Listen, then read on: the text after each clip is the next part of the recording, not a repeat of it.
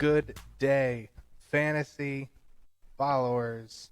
My name is Derek here in the fantasy pad. Once again, flying a little solo.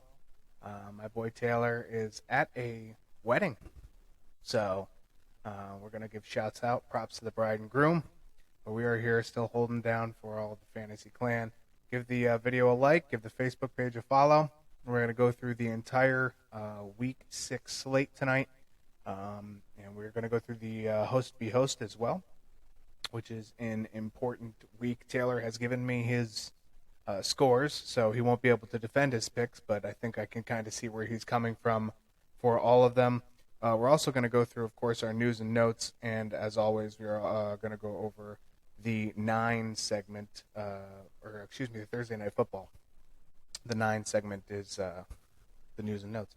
And we'll start off with that. So, real quick, going into week 6, couple of really entertaining pieces of news. So, we'll start off Arizona. James Conner and Darrell Williams are out. This is Eno Benjamin's time to shine. He's been rather effective. I know he's been kind of stuck in the committee with Conner and Williams, and he will have his opportunity to shine against the Seattle Seahawks. In Atlanta, Kyle Pitts is questionable. If he is out, I'm probably going to go back to Olamide Zaccheaus. Baltimore, Rashad Bateman is out for the second week in a row. Devin Duvernay and Mark Andrews versus the Giants. No reason not to fire him up. Carolina, Baker Mayfield is doubtful. I don't think that's an improvement much over P.J. Walker, who is slated to start. Robbie Anderson has developed an illness. He is questionable, will likely play. That was reported this morning. I think he would play, but you never know with whatever kind of illness it may be.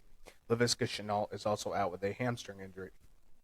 For Cincinnati, Hayden Hurst and T. Higgins with a groin and ankle, respectively. They are both questionable. Dallas, Dak Prescott has been he's slid down to doubtful. He was questionable as of this morning. Latest report that I just read, about 5 after 12 here on the Eastern Seaboard. He was downgraded to doubtful. C.D. Lamb is questionable. Also questionable is Dalton Schultz. For Denver, Melvin Gordon, neck and ribs, he is questionable. Interesting piece there because they're facing the Chargers, who are we'll say they're not that great at defending runs. So Melvin Gordon, I think, would really help that backfield if he can go this week. And if not, I'm still firing up Mike Boone or Latavius Murray. They're worth dart throws, honestly, on most DFS slates at that point. If Melvin Gordon's in, he's worth a play on DFS as well. For Green Bay, facing off against the New York Jets in Lambeau this week, Christian Watson is out. Interesting piece of news that it's more or less Randall Cobb, Romeo Doubs, and Alan Lazard. I think that's kind of your top 3.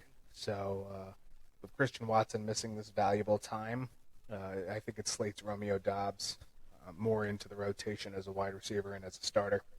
For Indianapolis, Nyheim Hines and Jonathan Taylor are both questionable. Philip Lindsay and Deion Jackson would follow if both can't go. I would hope Jonathan Taylor would be back, but we haven't heard concrete news on either. For Jacksonville, Zay Jones and Marvin Jones Jr. are questionable. They face the Indianapolis Colts, who are atrocious versus tight ends to begin with. I really like Evan Ingram if both of those two are out. I will take either of those on DFS lineups. I'm going to play Marvin Jones if he is playing in my Dynasty League. Keenan Allen for the Chargers is questionable. They direly need some receiving help, I think. Not direly. That's probably stretching it, but they could definitely use him. The Rams, Cooper Kupp, Tyler Higbee, Aaron Donald, all questionable. I believe actually Kupp slid up to probable tonight when I looked at the latest report. The other two being questionable. The interesting note that developed today, Friday, well actually yesterday because it's after midnight, but still Friday, right around early afternoon, Cam Akers was ruled out due to personal reasons, and that's wrong. Sean McVay was very candid about why he was sitting out and kind of said that the team is working through some things. And one of the beat reporters in LA, Jordana Burkett, I think, I probably just botched her name, she reported that he was not clear on whether he thinks Cam Akers will be with the team going forward. So, interesting kind of setup there. It lines up this week for Darrell Henderson being a top 15 RB against a rather weak Panthers defense. Rather weak. They're not horrible, I guess. Miami, Teddy Bridgewater concussion, Raheem Mostert knee, Durham Smythe all questionable. Tua is still out. I had read yesterday being Thursday, not Friday, that if Teddy Bridgewater was indeed out, he would still, or if he was in, he would still be behind Skylar Thompson. So it seems like Miami is fully content with riding Skylar Thompson for the time being. Don't know if that's protective. I don't know if they want to see the rookie grow or see what he has. But that is what I had read. From Minnesota, Alexander Mattison is questionable. In New England, Mac Jones, Damian Harris, Jacoby Myers, Nelson Aguilar, Jonnu Smith, questionable. I don't see Mac Jones playing. Damian Harris, I don't. If he plays, it's a huge step back for Ramondre Stevenson, but I really like Ramondre Stevenson if he is out. Jacoby Myers had a very good game last week, and I think he will play again. Nelson Aguilar, he's a solid wide receiver 3 for them. Jonnu Smith would take away from Hunter Henry should he be in. In New Orleans, they are still missing a large part of their receiving core. Michael Thomas, Jarvis Landry, Deontay Hardy, all out. Marshawn Lattimore on the defensive side is also out. Chris Olave is actually probable. He slid up to probable tonight. At the last injury report that I had looked at, he had slid up to probable. Jameis Winston is questionable. He returned to practice on Wednesday. Yep, probable via covers.com, which has the latest injury news from Friday night. There'll be another report tomorrow, which will clear up whether he's actually probable or if he still sticks with that questionable tag. For the Giants, everybody who's been out is still out. Kadarius Toney, Wan'Dale Robinson, Kenny Golladay. Actually, Wan'Dale Robinson's questionable. Don't think I want to trust that just yet. In Pittsburgh, Pat Freiermuth and Minkah Fitzpatrick are both out. Freiermuth being the interesting one because it's one less trusty midfield pass for Kenny Pickett that he could probably use against a rather stout Tampa Bay defense. For Tampa Bay, Sean Murphy-Bunting has a quad issue. Logan Ryan has a foot issue. Akeem Hicks has a foot issue. They are all out. Julio Jones was questionable. I'm reading here on covers.com. He was slid down to doubtful for his knee. And Russell Gage is also probable. So it looks like it'll be Evans, Godwin, and Gage for your 1, 2, 3. Rashad Perryman is also probable, as is Cameron Brate.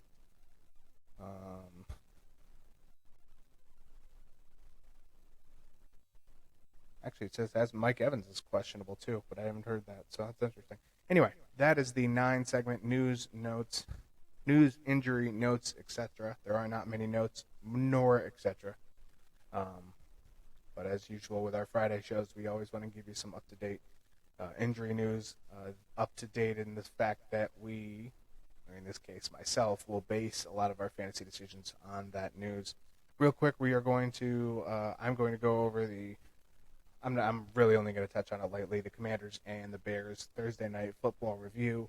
I did not watch this football game. I made it fairly clear on Tuesday. I had much better things to do with my Thursday night than watch the Bears and Commanders, who are 2 of my bottom 5 teams in the league, through 4 weeks, face off in the first matchup of through 5 weeks.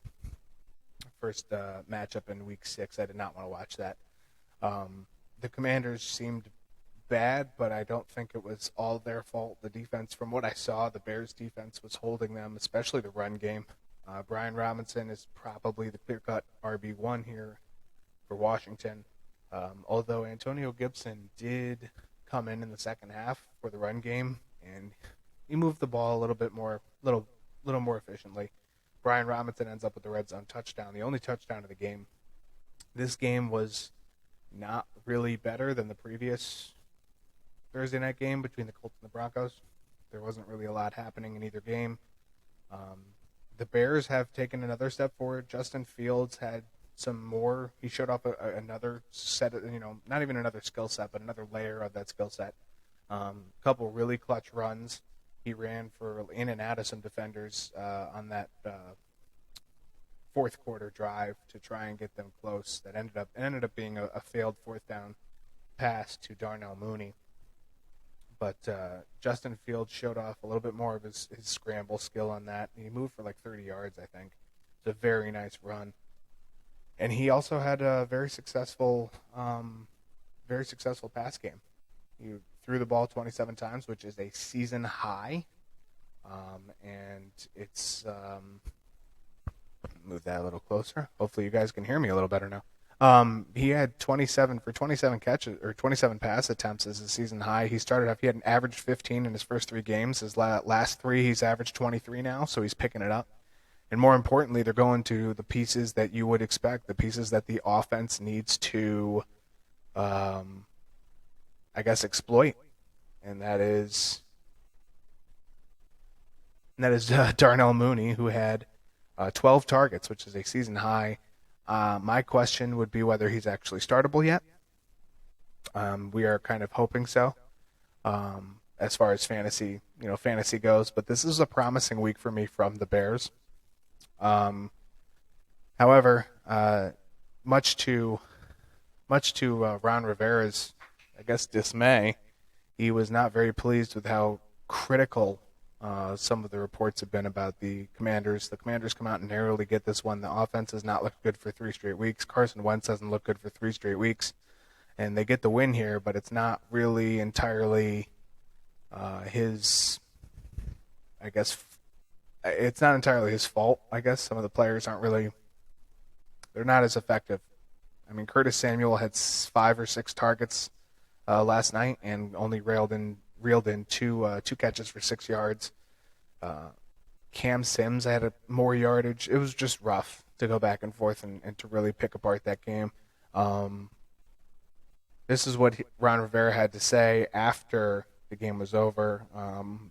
Pardon the bad language, because there will be some. So honestly, I'm going to speak my mind for a second. It's been hard. It really has. You lose 4 games in a row, and everybody wants to get you, just get on you. And they've played their asses off. They have. They played their asses off for everybody. They come out and they show up. They work hard. All right. They don't complain. Okay. They hear all this stuff and they got to deal with it. I get that and I respect them for that because they're resilient. They come back. Everybody keeps wanting to say, I didn't want anything to do with Carson. Well, I'm the guy that pulled out the sheets of paper, that looked at the analytics, that watched the tape in the when we were at Indianapolis. Okay. And that's what pisses me off. Because the young man doesn't deserve to have that all the time. I'm sorry, I'm done. So a little heated there is Ron Rivera and taking it out on Carson Wentz. And, he had a couple good games, but I'm going to defend, our side of the argument just as well as he should defend his quarterback. If you are looking for that team to step forward, it has to start with Carson Wentz. And, yeah, they may have won on Thursday night, but he has not been productive, especially early parts of games, and I think that really brings down the Commanders. So, props to him for stepping up, but, part of the worst Thursday night football game, I don't say the worst, it's up there with one of the worst. Obviously, the Colts and the Broncos are a very close second, or first, whichever way you want to rank that. Most of social media agreed too. If you went on Twitter, you went on Facebook, they were very critical of the game as well. We'll see what the Thursday night matchup next week. I had not looked ahead to see what it is, to see what it holds, but hopefully it will be a step up for Thursday night review. The Commanders go to 2-4. The Bears as well go to 2-4, if I'm not mistaken. So, it is a rough day to be a Commanders fan. Let's just say that. Moving on, we're going to go to our Week 6 slate review. Let's see here. I'm going to quick pull up the NFL over-unders because, of course, I didn't open up my screen that had that in it. And that is my fault. Flying from the hip, that's what I do. It's a thing that has to happen. Let's see, spread over-under. We'll go to Betting Pros, because I did not include it. If you're still here, again, I appreciate all the support for the channel, for the Facebook page. We need some more views, though. We always want to spread the word. We want to get out there as being somebody. Both me and Taylor want to get out there as being somebody who can be trusted for these twice a week episodes. We're trying a couple of new things, like this recording format. Not only is it going to be so long as it works for this recording, because I haven't edited it yet, obviously, but so long as it works for this, we may be using this format going forward. It's a little clearer. It has a little bit better sound, a little bit better camera. It comes out with some 1080p or 720p or whatever technological screening it may be. Anyway, we are hopefully using that. And we want to make this show as good as we can for you guys. So if you can give a like and support us, we really do appreciate it. So moving on to start of our Week 6 slate, we'll start with the Vikings at the Dolphins. Because of the quarterback situation, the 4-1 Minnesota Vikings have a 3-point. They're 3-point favorites. Over under at 45.5. I might take the under on that because it's still Skylar Thompson. That's not even. I know he's going to have a whole week of practice, but that's just my immediate gut reaction. Minnesota's defense is probably going to be attacking. I would not be a fan of starting Skylar Thompson. Justin Jefferson is still a pass magnet. Adam Thielen has quietly had back-to-back 9-target games. I think he's averaged 8 over the last 3 weeks or something similar to that. He's become a wide receiver too. I would think with the security of the deep ball that Justin Jefferson would probably have a better week than Adam Thielen. Dalvin Cook, of course, you can't sleep on in the backfield at all. He is quietly, not even quietly, that's such a lie. He has become, I think he is the RB5 on the year, RB4 on the year. So you can obviously fire up Dalvin Cook. You're not going to not start Dalvin Cook or Justin Jefferson. Kirk Cousins could have a very good week. He is 1-0 career against Miami. Dolphins allow the 5th most passing yards so far this season. Obviously, there's been some games that were shootouts that has increased that number for passing yards allowed. But either way, the Dolphins' defense hasn't been there to stop it as much as it probably should. The Vikings haven't been ideal to pass against. And as far as the defensive side, the lack of a seasoned starting quarterback will probably only fuel that. I would stand behind that. I'm going to take the under on this, and I'll take the Vikings over 3. They're 4-1 against a couple really good defenses. The Saints defense is the first one that comes to mind, a rather unaffected defense that the Vikings still scored 28 points on. So if Raheem Mostert starts, I said in the 9 segment that he is questionable. If Raheem Mostert starts, I'm playing him. I think he's probably your best bet for the Dolphins. Tyreek Hill and Jalen Waddle Skylar Thompson has to find the balance where they both find effective yards. If he does that, it can be a closer game. But Tyreek Hill had 9 targets. Waddle had 5, I think, last week, and 7 catches versus 3, with most of Skylar Thompson in the game. So hopefully looking for that to improve as far as Miami fans. They're going through a rough time with their quarterback situation, so it's important that you kind of remember that in Miami in 2 weeks from now, it's probably not going to be the same situation. So start Mostert. I am going to sit Adam Thielen, which is a bit of a guessing game because you can either hold down Justin Jefferson and let Thielen go for another 7 targets. This could be a game where Thielen is the distractor because the attention's already on Justin Jefferson, and then you see Herb Smith or KJ Osborne come up with 3, 4, 5 catches apiece. So that's a little bit more of a guess. I'm just going to sit Thielen on this one. That's my take for that one. Second game that I'm going to talk about, 49ers at the Falcons. The Atlanta offense versus the number 1 ranked defense. Ooh, boy. The Falcons have kept up with some really nice teams this year. They only lost by 4 to the Rams. Granted, you could really say they lost by 6 because they got given those last 2 points. But they've been rather stout, and it comes down to their defense stepping up when they need to. Now, they just traded away Deion Jones, who's on injured reserve anyway, but that means they have really good faith in their linebacker core to trade away someone who's been with them for a very long time, who has been very efficient for them. So if they are that confident in their wide receivers. I say let it go, let it rip. You have confidence to let the youth go. You're doing it at running back right now with Tyler Algier.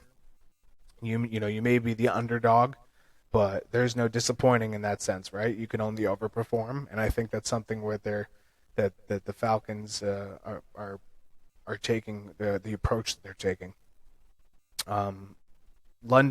Drake London was questionable. I didn't see him on the most recent injury report. However, Kyle Pitts still is, as I mentioned.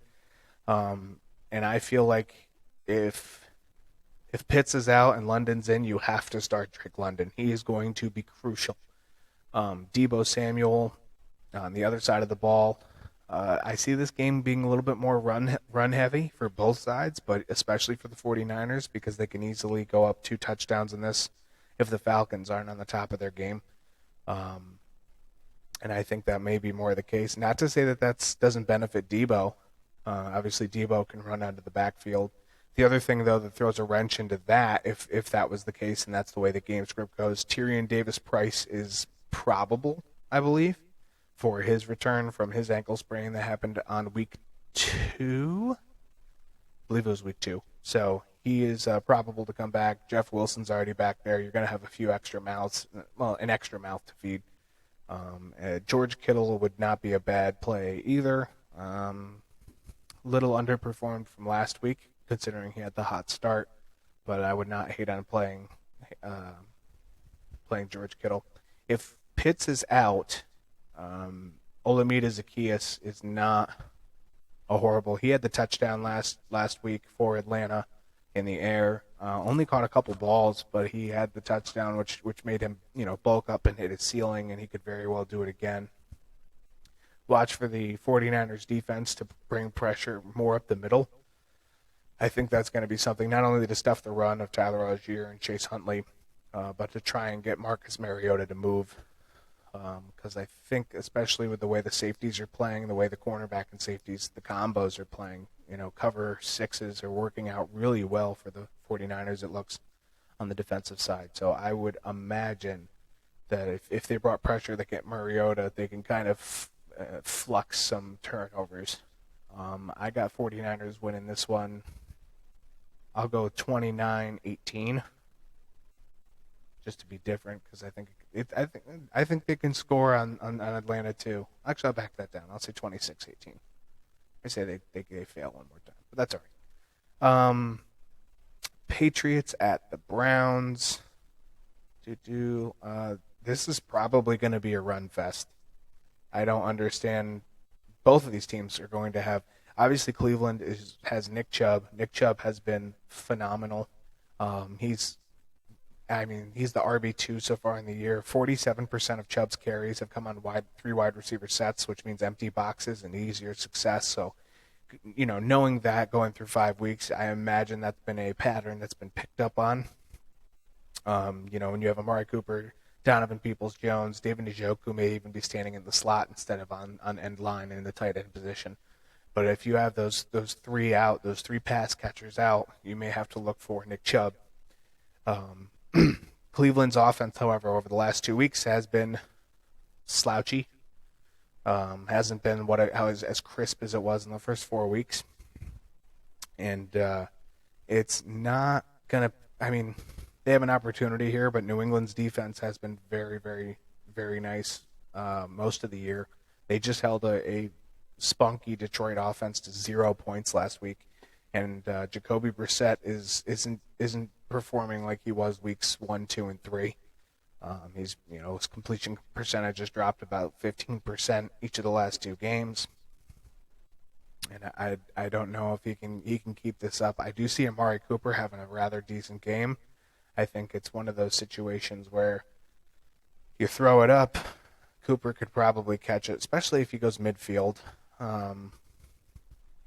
New England's still rolling with Bailey Zappi. No problem with that, assuming Mac Jones doesn't play. I don't see why you would rush Mac Jones back. 2 very good games from Bailey Zappi since Mac Jones was out.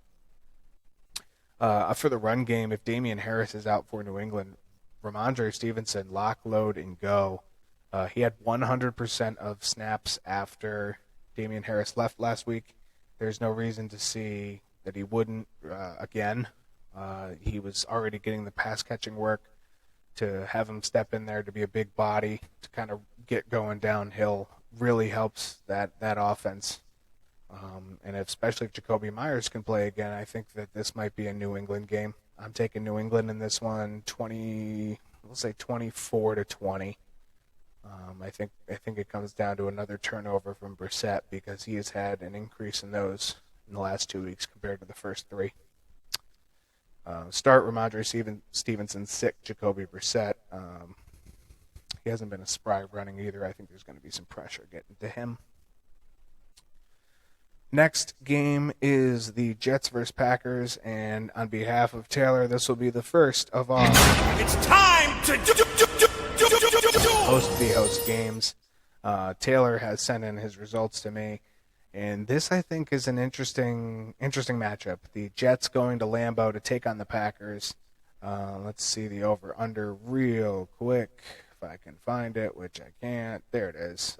Packers are 7.5-point favorites. The over-under is 45.5. However, if you look at the bets, there it is a 52% to 48% in favor of the Jets to cover the 7.5, and I am largely in favor of that. The Packers just gave up a big loss to the Giants from leading. They had quite a graceful lead in the first half. Both teams are 3-2, playing some rather difficult teams. We saw New York take down Cleveland in week 2, I believe it was. Green Bay obviously has beaten the Bears. They had that loss to the Giants. But they have played very decently themselves, especially the backfield of A.J. Dillon and Aaron Jones. I am super intrigued to see this game and the results. The Jets' offense just looks a lot better than it did in the preseason. Breece Hall is improving. He is 3 for 5 on red zone targets for passing. He is is he 1 for 2? 1 for 2 on red zone carries? That can't be right. He's had way more red zone carries than that. That's Michael Carter. So the split game between Carter and Breece Hall, forgive me. Breece Hall is still improving as far as his overall snap percentage. Michael Carter has gotten a little bit more of the red zone carries the last 2 weeks. Zach Wilson has settled in after his return from injury. This will be his 3rd game back. He's not throwing as much as Flacco, but in terms of his completion percentage, he's equally as beneficial to the team, if not even a little bit higher on the percentage of completions. For the Packers, they have their offense. Like I said in the 9 segment, I think it's pretty settled into Randall Cobb, Alan Lazard, and Romeo Doubs.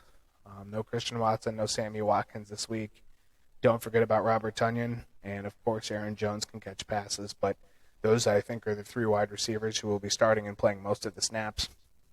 The run game for both of these teams in different ways I think has been the backbone. You know, Dillon and Jones are freight trains for Green Bay. When the offense can get a little shaky, that's who they use to balance it out. They bounce back and forth. One's a little more agile, and the other's more of a freight train. So it's interesting to see those two go up. And the Jets' defense has been very well. Carl Lawson has been a welcome return for the Jets side of the defense. Jordan Whitehead in the secondary, as well as Sauce Gardner, have both been nice touches against these teams that pass, and we know Aaron Rodgers likes to pass the football. So Jets are 5th in run yards per rush attempt allowed, only 4 per attempt this year. A good matchup there for Dillon and Jones. I think the Breece Hall Michael Carter duo will not overcome but hold with the Green Bay Packers. I'm starting Breece Hall. I'm going to sit Randall Cobb in this one. He had a great game against the Giants last week. Just a little different defense, especially that secondary for the Jets compared to the Giants. I feel like the Jets' defense has been underrated this year. Let me pull out the wonderful book, which I don't have a pen for, so now I'm going to have to write these down. Thank God Taylor left his in the notes section of our show plan, so I can see them. Taylor has his 21-24 in favor of the Packers. I'm going to write mine in here right now because I think it's going to be, and that's a really good score. I like that. He's taken the +7. He's also taken the under on that matchup, which is almost follows exactly what I just laid out. I think it's going to be close between the run games. I think that the secondary is going to hold a lot of the passing, and it's going to take a little time for Aaron Rodgers, Aaron Jones, and A.J. Dillon to get that ideal. I still think they'll pull out the win, unless Zach Wilson can really find a way to get Elijah Moore and Garrett Wilson around Adrian Amos and Jair Alexander and that whole secondary. So I'm going to take, let's see, let me put in my score. I'm going to take 20-16. I'm going to take Jets 20 and Packers 26. And I'm going to do that a little bit more spread apart. I think they break it. But I think there's going to be a touchdown somewhere in the fourth quarter. The Jets will have to make a comeback. They probably will score at that point. I think it's going to go 13-20. It's going to be 26-13. I think it'll be 26-20. And that's where the game will end.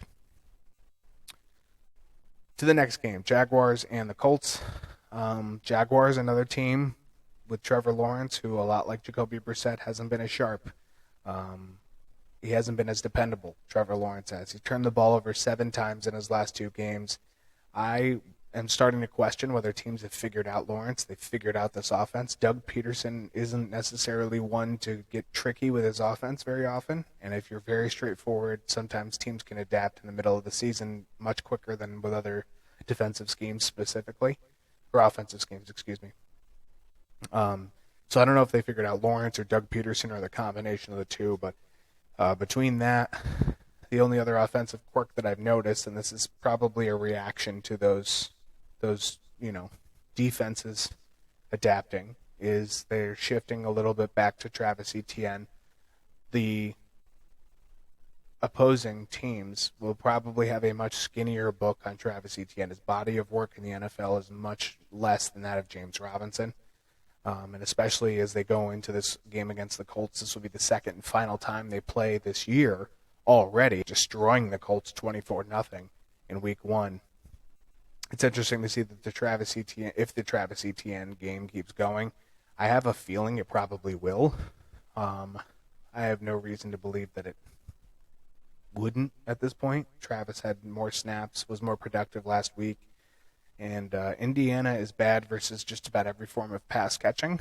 So whoever is playing, if Zay Jones, Marvin Jones are playing, Christian Kirk are playing, line them up. Evan Ingram, if any of the 3 of them are out, he gets even more of a boost. Indianapolis is 30th versus tight ends. Go to town. On the other side of the ball, Matt Ryan has had some sparks here and there, but he has yet to return to the MVP candidate self from 3 to 4 years ago. He has 11 fumbles through the first 6 games.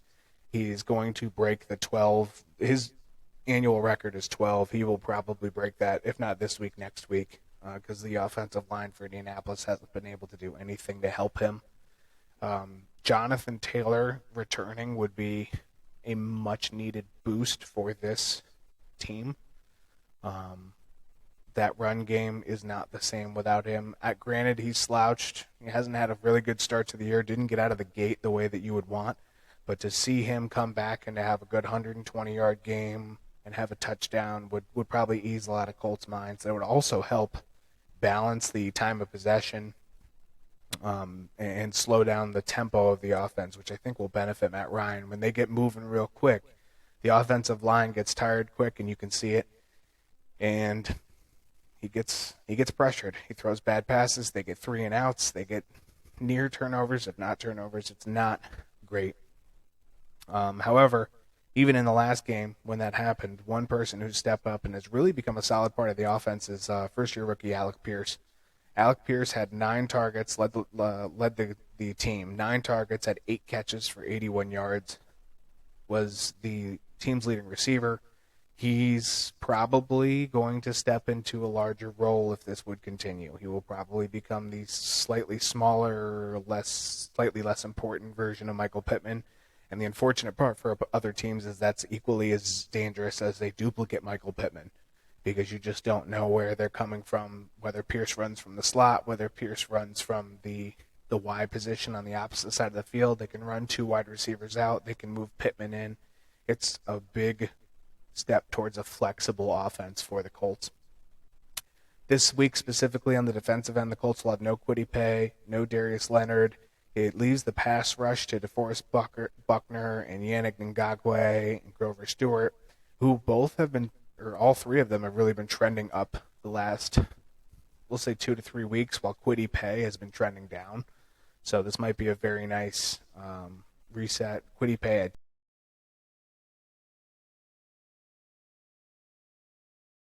And we're back. So sorry about that. Technical difficulties.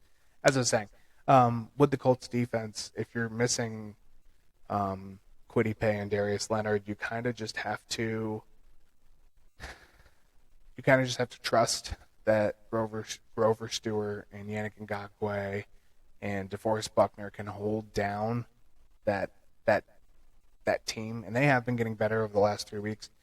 But Zaire Franklin as well, who is in the top 10 in NFL in tackles. Bobby Okereke has been a big step up for that defense. And that's how the Colts have stayed in football games, has been their defense, which is kind of crazy to say. It's almost like a Cowboys junior. The Cowboys have had more effective offense and a more effective defense, but the Colts stay in games with their defense. It's how they got to overtime versus the Broncos. It's how they won against the Chiefs. So looking at those two games specifically, if the defense is there, it helps them. So I think it's important to note that I'm starting Alec Pierce. If Zay Jones is playing, I'll start Zay Jones, he had a couple of soft weeks in there, but he also has a lot of targets. If Zay Jones is out, I'm starting Evan Ingram. The sit for this one is James Robinson. I think they're going to continue to go away from J-Rob. And that's not the end of the world. It's just a different offensive tactic that Doug Peterson is taking. To the next game, Bengals at the Saints. This game is, what can the Saints do without most of their big names? We saw Taysom Hill take a monstrous step up last week. You can't expect that production again. Alvin Kamara will probably feast, especially if Olave is out. It looks like he will be in, so that's good news for Saints fans. Thomas and Landry being out again leaves more names to be desired in the receiving game. I see that receiving core at that point kind of similar to Minnesota's. Obviously, there's no Adam Thielen there. Adam Thielen level player. You have Olave, who has that big play threat, that big speed, similar to a Justin Jefferson type. But that next name has to be somebody, and I'm thinking it's Traquan Smith just for a speed factor. Von Bell, Eli Apple, they've been very decent for Cincinnati, but they haven't stopped much, all in all. So I think there's going to be a little bit of depending on Alvin Kamara, perhaps too much to move the offense. He did solid last week against the Seahawks. I think the offense for the Bengals and I think the entirety of the team is just, it's portrayed different than the Seahawks have been this year. For Cincinnati, they appear to have just turned, specifically offensively, which is really their woes, right? The first two games they were 0-2, but it's not like they gave up 100 points between the two games. Their O-line could not help protect any sort of offense. They weren't giving time to Burrow. It wasn't benefiting the pass. Now Burrow has time in the pocket, and it's benefiting pass game tenfold. We saw it last week. Jamar Chase had several catches. Hayden Hurst, who unfortunately is questionable, who is still a top 7 or top 8 tight end this year right now, he is doing fantastic when the O-line holds their own. So I think benefiting the pass game tenfold. The only one who hasn't fully benefited yet has been Joe Mixon. His productivity from last year, it means eventually he has to step up. And I'm not saying like he has to as in like the team's going to get frustrated. Like statistically, it just has to. Like he will eventually bust out with 150 yards. The interesting part is it could be this week. New Orleans has given up 650 yards rushing in 5 games. So, if you're looking at 110 yards a game, actually it's 130, excuse me. Math was bad for a second.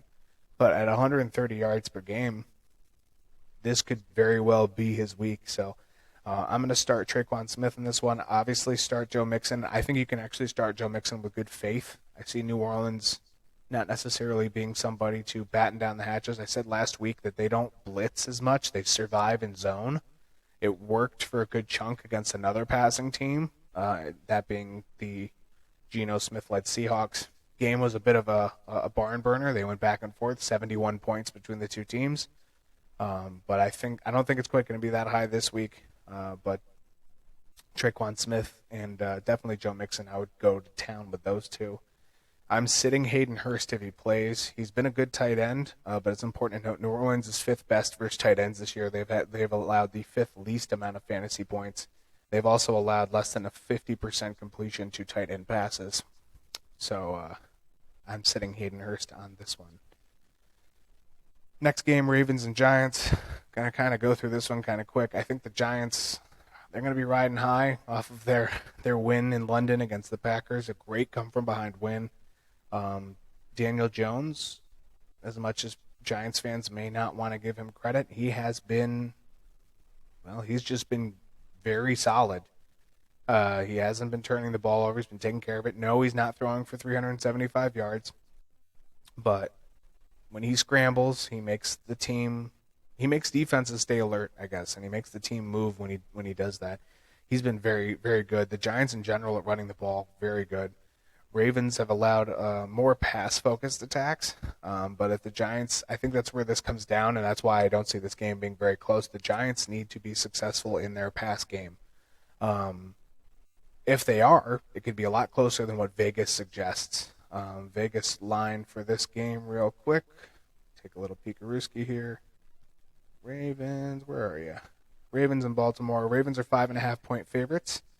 The over-under at 45.5. I think it's like our third game that's 45.5. A lot of the bets right now, 58% are on the Baltimore going over 5.5. I don't disagree with that.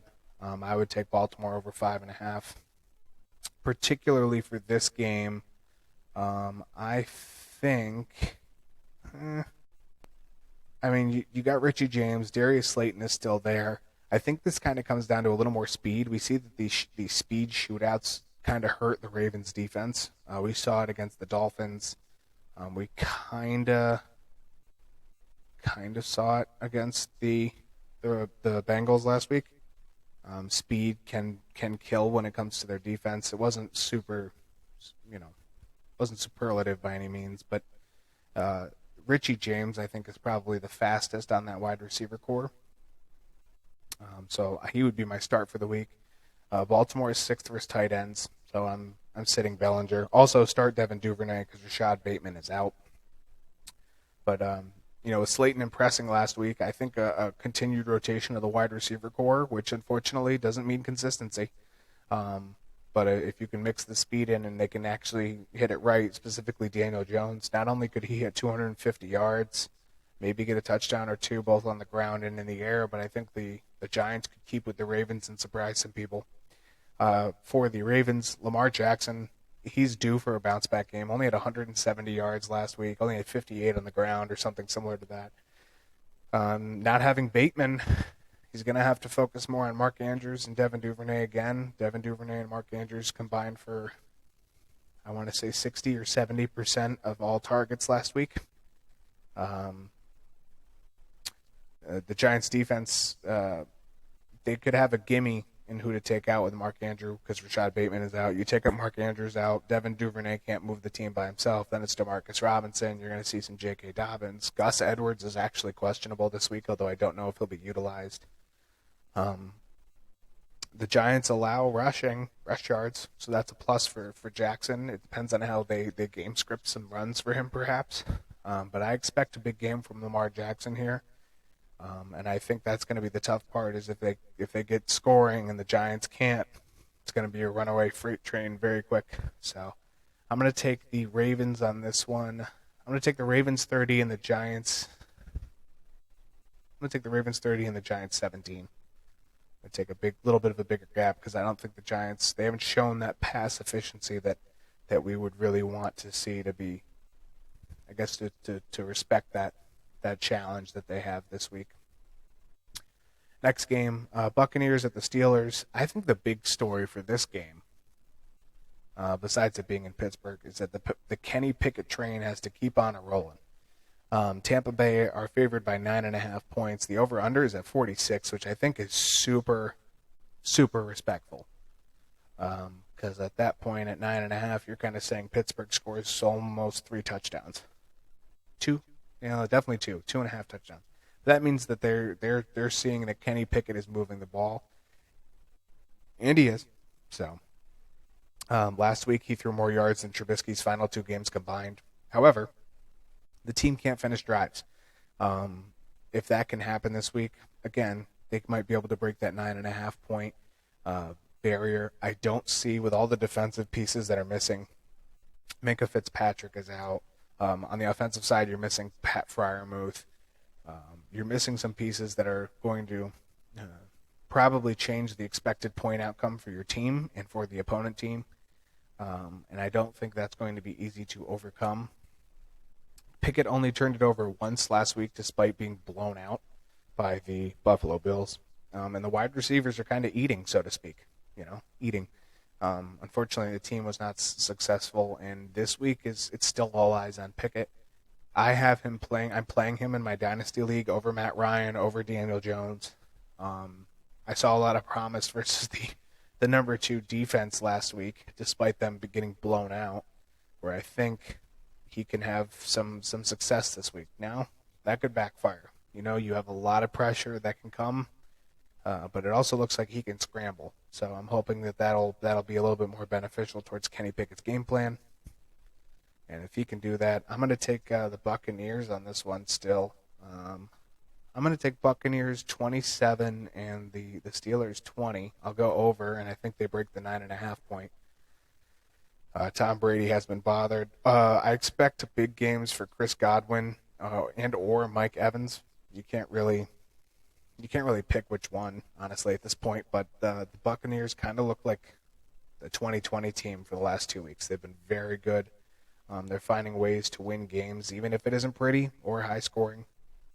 Leonard Fournette as well he's been expanded and has just been let loose.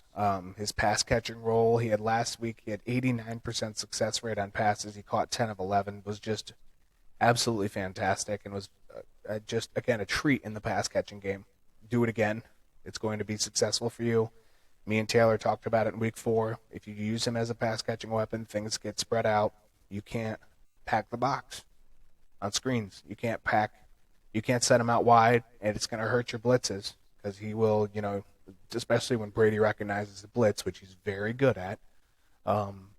He'll audible and you'll get beat. So knowing all of that, you have one of the best quarterbacks to do that with. If you use him out of the backfield, your entire offense downfield is freed up, and we saw it last week. It wasn't amazing by any means. You didn't see Brady throw 6 touchdowns. You didn't see Godwin and Evans have 13 catches apiece. But for the game and how it went, in a 21-15 score, that was the Buccaneers over the Falcons in Week 5 last Sunday. Tom Brady still had 350-plus yards. I think the Buccaneers were out to a good enough lead where they were comfortable, and I think that's important for them to win games. Godwin and Evans will probably see the usual workload. Pittsburgh is allowing the most yards to wide receiver position through 5 weeks. Granted, game script has affected this. They played the Bucs and they got absolutely walloped last week. Gabe Davis had 160 yards on 2 catches, which is just outrageous. They've played some very good teams that have just thrown the ball on them, but I still see that as being, even without a couple of those plays, a couple of those games, they're still top 5 in wide receiver yards allowed. Line them up for Godwin and Evans. I say line them up for Fournette again. Russell Gage is my start in this game because of the wide receiver fact. I think there's going to be a little more love to spread around. I'm sitting Najee Harris. Tampa Bay has only allowed 3 touchdowns to running backs in total so far this year. That includes in the air and on the ground. So I don't think that changes. Plus, Najee Harris, despite removing the piece of metal from his shoe I believe it was yesterday in practice, and saying that his foot is 100% healthy, he's got to turn those numbers up for me to really have more faith in him. He is still an RB1, but he's also splitting time with Jalen Waddle. I like the youth of the Steelers. I'm not taking Harris this week. Moving on to the 4 o'clock games. Deepest penetration of the night. Needed 2 thrusts to get it in. Panthers at the Rams. Panthers are just about very bad in every sense of the word, but they kind of have to hit the reset button. Matt Rule was fired on Monday. The defensive coordinator, whose name I do not know, and it doesn't matter because he's gone because he did everything wrong, and so it seems that way. He's gone. So there's some new formations. I think it adds a little bit of intrigue to this Panthers team. Hopefully it can benefit DJ Moore, Robbie Anderson. Obviously, Christian McCaffrey. His targets have steadily been going up since week 2. The Rams have allowed a 72% completion rate to passes to running back, but is holding rushing yards to 4.1 yards per attempt on the ground. So you may see a stronger pass game for CMC than you would a rushing game, so long as P.J. Walker has the accuracy for it, because that is the one unknown here. There's no Baker Mayfield this week, or it's unlikely there'll be Baker Mayfield this week. So I would be very interested to see how Christian McCaffrey handles the game. On the other side for the Rams, Cooper Kupp and Higbee, play them like you're not going to not. Matthew Stafford, after getting more or less walloped by the Dallas defense last week, should have a little bit of an easier time with the Panthers. Brian Burns and Shaq Thompson, and there's been some very good pieces on the Carolina defense, but I'm not enthralled with them quite taking over this football game.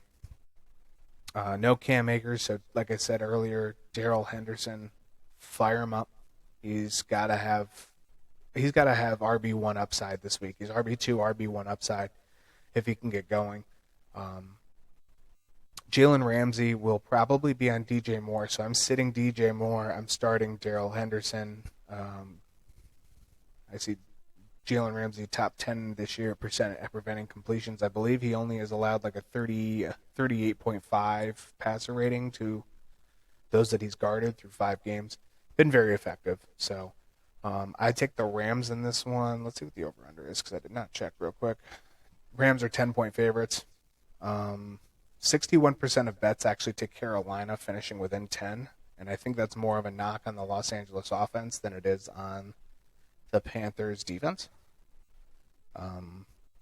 Over-under is 41.5. I'm going to take the over on this game. I'm going to take the Rams. It'll be close, I think. I'm going to say 28-17 Rams. Moving on to the next 4 o'clock game, Cardinals at Seahawks. Kyler Murray should be due for a bounce-back game. That's what I'll say. Rondale Moore and Marquise Brown have officially become comfortable with the offense. They hung with the Eagles for a good chunk of last week's game, ended up losing in the fourth quarter due to a field goal. But Kyler Murray, his pass game has improved, and that's something that he's needed to do. He's 21st in pass attempts over 20 yards, and he's 29th in completions over 20 yards, which are both very well below Kyler Murray numbers. He's also dead last, 32nd in yards per catch this year at 8.8. However, Seattle has allowed deep balls, especially in coverage. They have done that all year long. More importantly, they allow a lot of yards to running backs, 131 yards per game rushing and 55 yards per game receiving to opposing running backs, which is first and third, respectively, in the league. With Eno Benjamin being in there, no James Conner, no Daryl Damian.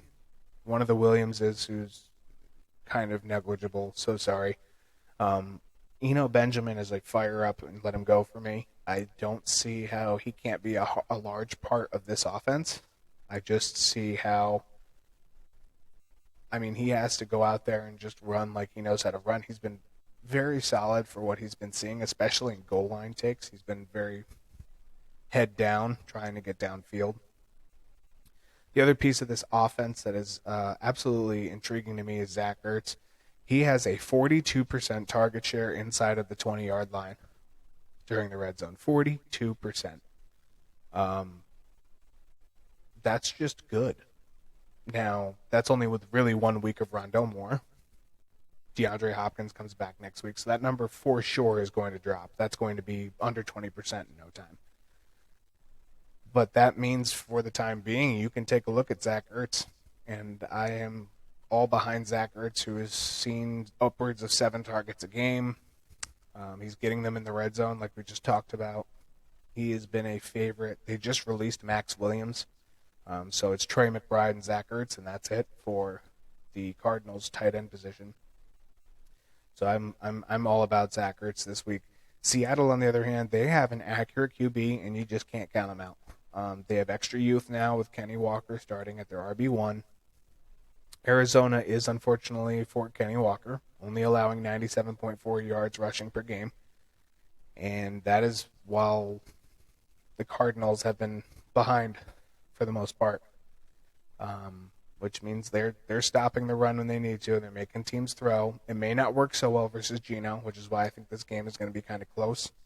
But if you can get the rookie to make a mistake beyond just getting stopped at the line of scrimmage, you may have something to go with this against the Seattle team. The passing game to Lockett and Metcalf will be the keys, although at this point that's probably got to be the only thing that is, over the last 2 weeks, seeing Lockett and Metcalf both go for huge games back-to-back weeks, you have to think that's where the defense is probably going to target, and I don't hate that. So I'm going to start Ertz. I'm sitting Lockett over Metcalf because Metcalf's a bigger body who can create a little more space. Lockett has some speed. I don't think that necessarily is going to benefit so much this week. So sit Lockett, start Zach Ertz. Also interesting to note, the Cardinals have not scored in the first quarter this year. They've been outscored 38-0 in the first quarter. So something that has to change, very well could change this week, depending on how the first drive goes. Very interested to see. Next, the last of our 4 o'clock games, Bills at the Chiefs. Real quick, the Bills are 2.5-point favorites. Over-under is at 54. There's no bet favoritism here. It is 50-50 for the Kansas City Chiefs covering that spread, the Buffalo Bills covering their spread, whatever it may be. 84% of bets right now, according to Betting Pros, are over for the over on 54. I'm 100% behind that. I don't disagree with it. In terms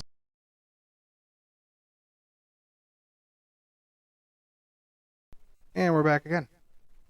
Technological difficulties suck. I'll just say that. Anyway, so going forward, I don't even remember exactly where I was. It's That's wrong. That's wrong. You're not doing good so far. I'm not doing very well so far. Bills, Chiefs. Jerick McKinnon, beneficiary. Isaiah Pacheco, downgrade. Clyde Edwards-Helaire somewhere in the middle last week. For the pass game, you saw MVS. You saw, McCole Hardman had a couple catches. Juju Smith-Schuster. It was really Travis Kelce, all Travis Kelce in the red zone.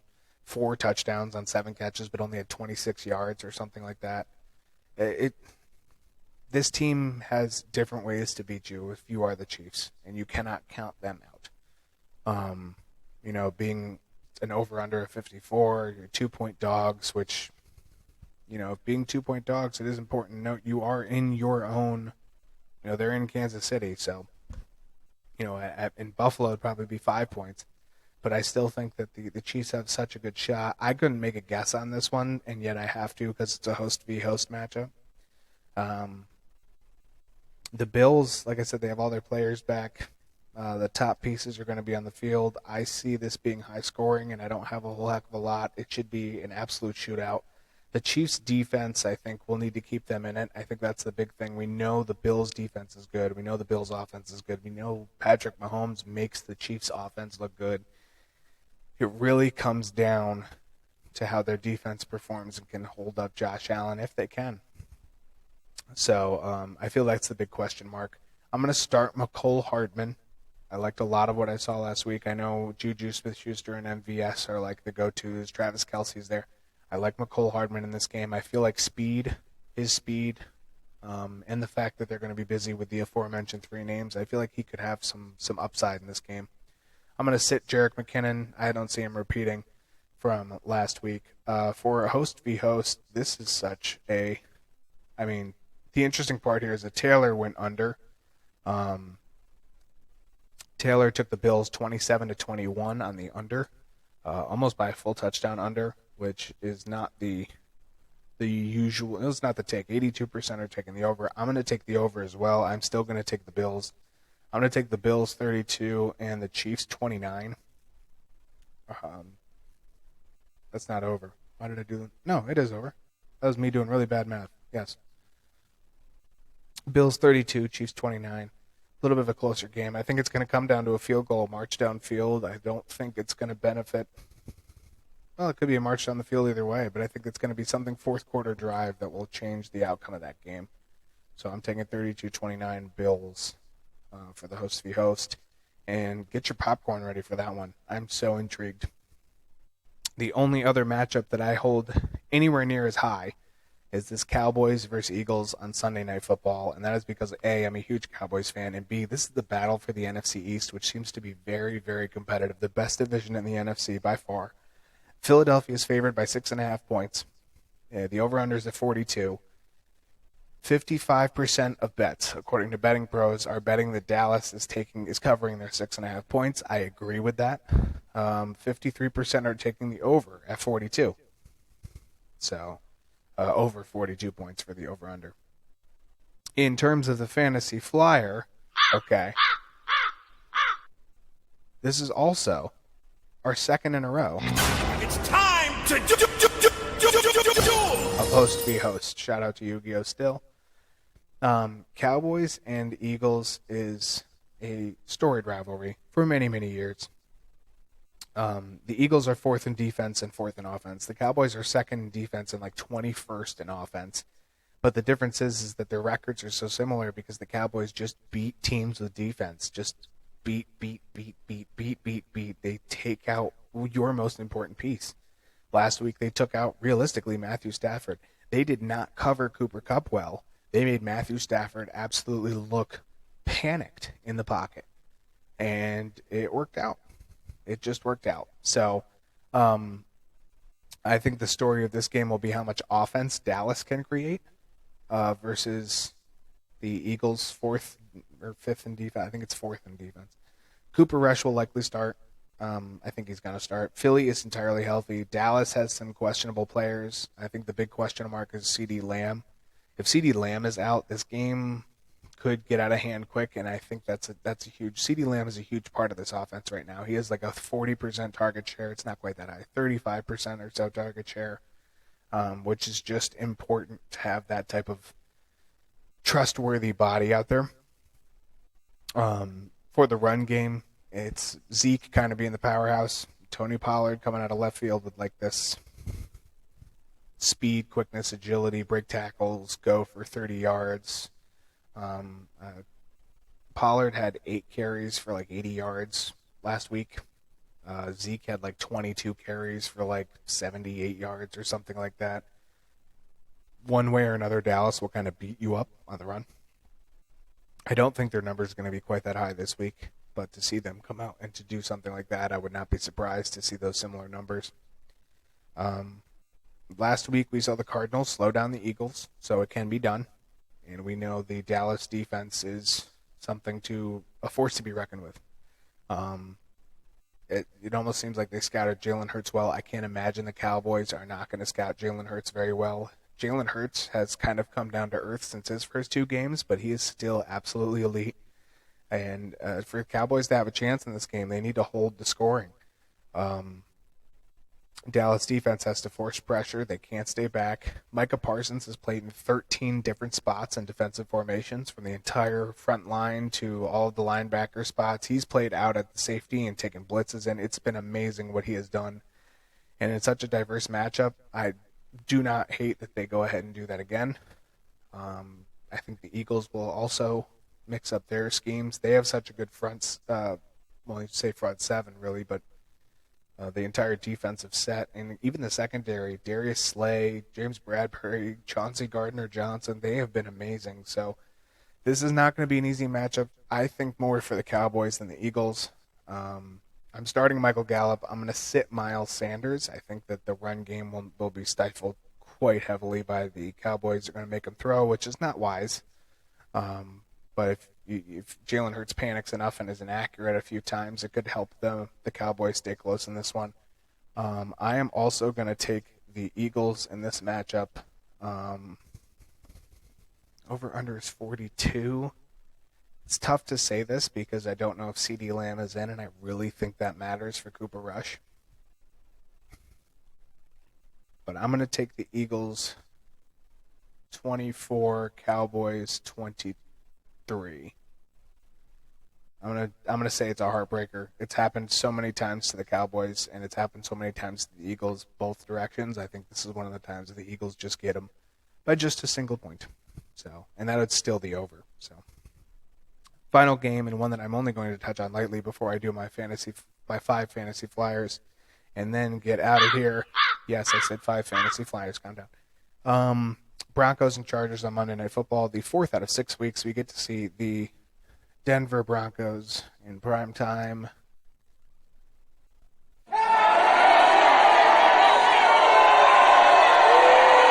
Suck! Not good. Not a fan of it. I have such little interest in the Broncos side of the ball. I'm just going to be honest. I know they have good pieces. I know this could turn around in 1 week of prep. I get that. Denver has looked progressively worse since week 2, just like my speech. Wilson is having problems in that offense for whatever reason. Can't seem to get the team moving effectively. They're going to be down Javonte Williams for the rest of the season. They may be down Melvin Gordon for this matchup in a very, I would say, positive matchup for the running backs. The Chargers might be able to get Keenan Allen back, which would be important. Justin Herbert has been a top 7 QB this year. Austin Eckler has a hot streak going. I just see the Chargers winning this game because they're the better-looking team. Now, it's worth noting Denver has activated Justin Simmons for it to come off IR, which gives him 3 weeks. He will be playing the stout safety. And Denver could use him this week. I don't think he'll play, but zone coverage for Denver's defense is used roughly 60% of the time, and Justin Simmons is really good at that. So I'm going to start Austin Eckler. I'm going to sit Mike Williams in this one. And that is, I just feel like that's going to be where they're going to take it out of Justin Herbert's hands. They're going to make Eckler beat him. I think they still will. But I'm going to sit Mike Williams on this one. And that's going off a hunch. I feel like that's where Denver has to stay in this game defensively and give Russell Wilson a chance, get the ball in Russell's hands, give him some more downs to make him settle in. And he very well could. Like I said, reserve that as being a complete possibility. But so far when I look at that offense, that is a disgusting act. That's what I think. So that is it for the Week 6 slate. Just to top off the host v. host results, just so we know where we're at, just a quick review. Our first game, Jets and Packers. Taylor has the Packers winning 24-21. I have the Packers winning 26-20. For the second game, it is the Bills and the Chiefs. How can you not have that game? Bills 27-21 for Taylor. I take the Bills 32-29. So he takes the under, I take the over. Our final host v. host game for this week, Taylor has the Cowboys losing to the Eagles 26-17. I have the Cowboys losing to the Eagles 23-24. 5 fantasy flyers. We'll go through this just once because I think it's important. These 5 fantasy flyers, I mentioned all of their names throughout the show. I don't think any of them will be surprising. Number 1 for the New Orleans Saints is Traquan Smith. For the number 2 one, Zach Ertz. Traquan Smith for New Orleans, I just feel like he's going to have to step up. I feel like if he's not, it's going to be Marquez Callaway, and you can't really tell the two. Traquan had a really good week 2 weeks ago before he was out with that concussion. If he can come back and bounce back, there's no Jarvis Landry, no Michael Thomas. I'm taking Traquan Smith. Zach Ertz, like I said, has an insane red zone target percentage. Rondale Moore and Hollywood Brown, obviously more distraction pieces if you wish to use Zach Ertz. Zach Ertz is a great route runner. We know that. We've seen it in his years since back, with the Eagles. Take Zach Ertz. My third one is the Indianapolis Colts growing wide receiver Alec Pierce. 9 targets, 8 catches, 81 yards last week. I can see the same happening here in a Jacksonville defense that pressures the front seven more than they take precedence with their secondary. I'm taking Alec Pierce. Eno Benjamin is my fourth. Lock and load. I know it's hard to take both Ertz and Eno Benjamin on the same team, but there are just holes there. The stats say Zach Ertz. Eno Benjamin is the only experienced running back in that offense right now. So I would be surprised if Benjamin didn't see 60 to 70% of snaps this week at minimum. And my fifth and final fantasy flyer is Richie James. I'm going to take that speed against Baltimore for Daniel Jones. Hopefully Jones' accuracy proves to pay off very well for Richie James. If not, it's going to be Darius Slayton, but I'm going to take the speed factor. I don't think the Ravens can quite keep up with the speed, so I'm going to go with that. So Traquan Smith, Zach Ertz, Alec Pierce, Eno Benjamin, Richie James are my 5 fantasy flyers, absolute flyers. And thank you. I have once again done a show by myself. Taylor, hopefully if you're watching this and you do watch this, have fun at the wedding, along with Ian and all the rest of my boys who are at the wedding. Anybody from the Dynasty team. If you're not a fan, or not a follower, I should say, of the YouTube page, hopefully you're all fans, but if you're not a follower of the YouTube page and not a subscriber, please subscribe. If you are not a follower of the Facebook page, good heavens, Facebook page, please like the page, share our posts. We put up injuries. I'm going to put up a new edition of the security check next week, and you'll see what that's about, because I think that's going to go a little bit more about the roughing the passer. That's where I'm leaning right now, but we will see. Anyways, my name is Derek. For the Fantasy Flyer, I'm going to sign off. Let me get it ready here real quick. Got to have it all set up. We're going to sign off with some Bob Barker, who's always been signing us off, and then we'll hit the tunes. My name is Derek from the Fantasy Flyer. Peace. Bob Barker reminding you, help control the pet population. And That didn't work the way I wanted it to.